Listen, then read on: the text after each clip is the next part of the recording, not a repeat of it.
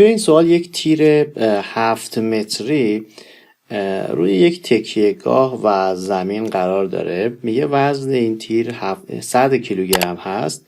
وزن این تیر 100 کیلوگرم هست. میگه که اگر ضریب استکاک برابر با 4 باشه، مقدار پی مورد نیاز رو برای اینکه این تیر در آستانه حرکت کردن قرار بگیره به دست بیاره. خب ابتدا بریم نیروها رو روی تیر مشخص بکنیم. این تیر اینجا یه دونه NB داره، با N نشونش بدیم، NB داره و همینطور یه دونه مو NB خواهد داشت، مو NB خواهد داشت به خلاف جهت حرکت. توی این نقطه هم یه دونه NA خواهد داشت و یه دونه هم نیرو به این سمت به صورت مو NA. یه وزن هم داره اینجا به مقدار mg که چون تیر 7 متر هست توی فاصله 3.5 متری این وزن که گرانیگاه این تیر هست وارد میشه. خب یه زاویه تتا هم داریم. همین اول این تتا رو مشخص بکنیم. چون مثلث 3-4 هست وترش 5 میشه، پس مثلث 3-4-5 داریم و کوسینوس تتا میشه نسبت ضلع مجاور به وتر، پس کوسینوس تتا 4/5 هست و سینوس تتا نسبت ضلع مقابل به وتر میشود 3/5. خب حالا صورت سوال از ما مقدار پی رو میخواد. اگر بیایم و به این صورت عمل کنیم، ابتدا بیایم و حول نقطه B گشتاور بگیریم، یعنی بنویسم سیگما ام حول نقطه B مساویه با 0.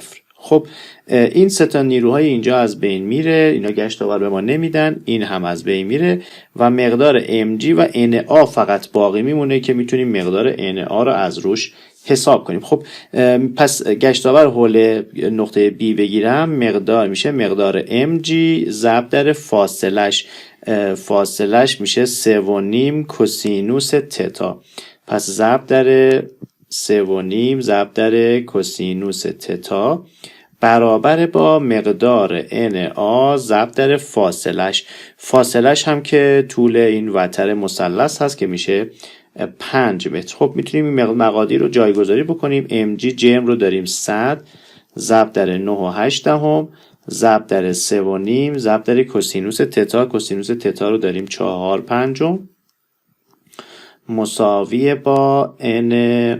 مساویه با na ضرب در 5. خب میتونیم مقدار na رو از این رابطه حساب کنیم. مقدار na میشود 548 548 نیوتن. خب این راجب na. حالا اگر بیایم و سیگما FY مساویه با 0 رو بنویسیم، سیگما FY مساویه با 0، ببین در جهت Y چی داریم. یه مقدار جهت مثبت رو هم به سمت بالا بگیریم، یه مقدار NA داریم که خب زاویه داره و این زاویه اگر این تتا باشه، این زاویه هم تتا خواهد بود، همینطور این زاویه هم تتا هست. خب این زاویه اینجا هم تتا هست. خب سیگما FY مساوی با 0. چی داریم؟ برای NA رو باید تجزیهش بکنیم، پس ما یه NA کوسینوس تتا داریم به سمت بالا. دیگه چی داریم؟ یه منهای این رو داریم، منهای مو NA سینوس تتا داریم به سمت پایین، منهای mg رو داریم به سمت پایین. اینجا هم یه دونه NB داریم به اضافه NB به سمت بالا مساویه با 0. خب مقادیر رو جایگذاری بکنیم. NA رو مقدارش رو قبلا به دست آوردیم، 548 ضرب در کوسینوس تتا ضرب در 4/5 منهای مو رو داریم 4 ضرب در NA 548 ضرب در سینوس تتا 3/5 منهای mg 100 ضرب در 9.8 به اضافه NB مساویه با 0. خب میتونیم مقدار NB رو حساب کنیم. مقدار NB رو اگر حساب بکنیم از این رابطه، مقدار NB میشه 672.7. این مقدار n b. حالا بریم سیگما fx رو بنویسیم. سیگما fx برابر با 0. خب در جهت x چی داریم؟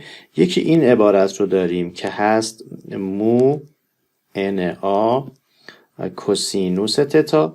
یکی مؤلفه افقی na رو داریم، پس به اضافه با کوسینوس تتا به اضافه با na سینوس تتا، مؤلفه افقی na. دیگه چی داریم؟ یه به اضافه با مو nb هم داریم، به اضافه با مو nb. منهای پی رو هم داریم، منهای پی برابر با 0. خب میتونیم مقادیر رو توی این روابط جایگذاری بکنیم. میشود مو رو داریم 4 na رو مقدارش رو داریم 548.8 کوسینوس تتا رو داشتیم 4/5 به اضافه با na 548.8 ضرب در سینوس تتا 3/5 به اضافه با مو nb 672.7 منهای با پی برابر با 0. خب به راحتی میتونیم پی رو از این رابطه به دست بیاریم. پی میشه 773/7 نیوتن.